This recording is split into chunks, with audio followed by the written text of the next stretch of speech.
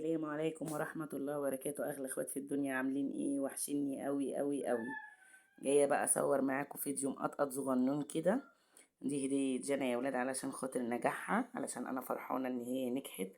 ربنا يخليها لي ويشفي لي إخواتها، وبتمنى من الله إن ربنا يخليني ليهم وأقدر إن أنا أعوضهم عن كل حاجة. و يعني والله في كلام كتير في قلبي من ناحية ولادي، بس ربنا اللي عالم بيا. اي حاجة بيعوزوها الحمد لله بفضل ربنا، ثم بفضل اخواتي فاعلين الخير اللي واقفين معايا، ثم بفضلكم يا حبايب قلبي اخواتي المتابعين اللي قاعدين معايا في القناة، بقدر ان انا اجيبها لهم. جانا كانت عايزة السماعة دي عشان خاطر نجاحها وكده، وانا والله جبتها لها. اهي يا حبايبي، هي بتنور شكل قطة، وبتنور من هنا ومن هنا، وبتنور من الجنب بالشكل ده.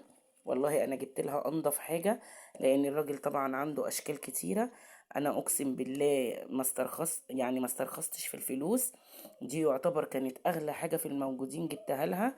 هي بتبقى كده هنا يا جماعة، بتطول وبتقصر اهي، على حسب طبعا راس كل بني ادم اهي، وبترجع تاني تتلم كده وبتتقفل يا حبايبي كده اهي. سماعات طالعه جديده للبنات، هي طالعه على فكره بقالها فتره. معلش لو صوت محمد ابني مضايقكم انا اسفه. هي طالعه على فكره بقالها فتره، بس في منها اشكال، فدي يعتبر اعلى حاجه وانضف حاجه. وهي برضو بتحب السماعات الكبيره، فانا جايبه لها برضو سماعات صب من السنه اللي فاتت برضو لما نجحت، وجايبه لها برضو سماعه صغنونه كده بتسمع عليها تتمسك في الايد. هي جنى بتحب الحاجات دي قوي، وانها ما بتخرجش برضو زي البنات. ويعني ربنا يشفي اخواتها محمد واحمد، يعتبر يعني مش بيلعبوا معاها، ما بيعرفوش يتكلموا، فيعتبر جنى وحيدة. فبتحب الحاجات دي، بتحب تشغل اغاني، تشغل السماعة كده. دي العلبة بتاعتها اهو. كان نفسي اجيب لها يعني لون يكون بناتي، بس ما لقيتش. ما كانش فيه الا الاسود والموف الهادي، فما عجبنيش الصراحه الموف الهادي بتاعها. حسيت ان الاسود احلى. بصوا الواناتها اهي، ما كانش موجود غير اللون اللي هو الموف ده والاسود، فانا بيني وبينكم اخترت لها الاسود اشيك. الموف ما عجبنيش. ودي لو كانت موجوده كنت جبتها لها، برضو ما كانتش موجوده، فاشتريتها لها يا حبايب قلبي. ربنا يخليكم ليا اغلى اخوات، ويفرحكم كلكم بولادكم، ويا رب ما يوجع حد في ضناء ابدا، ويشفي لي ولادي ويخليهم لي. شكرا كل فاعلين الخير، اسم اللي واقفين معايا، وبسببهم انا بقدر اقبض من القناة، وربنا بيرزقني وبقدر اجيب لولادي كل حاجة هم نفسهم فيها، وان شاء الله اللي جاي احسن.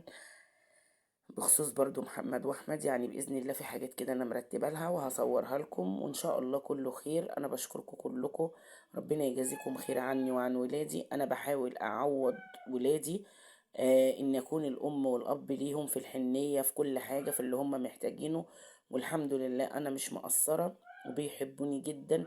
حتى الاتنين اللي مرضى محمد واحمد اللي ما بيتكلموش، انا ببقى حاسه بنظره عينيهم، وحاسه بحضنهم ليا وبطبطبتهم عليا.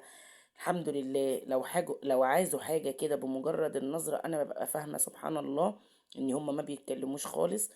فحبيت اصور معاكم الفيديو ده، واشكركم على وقفتكم معايا، واقول لكم كل سنه وانتم طيبين، وعقبال ما تفرحوا بولادكم كلهم. سلام عليكم.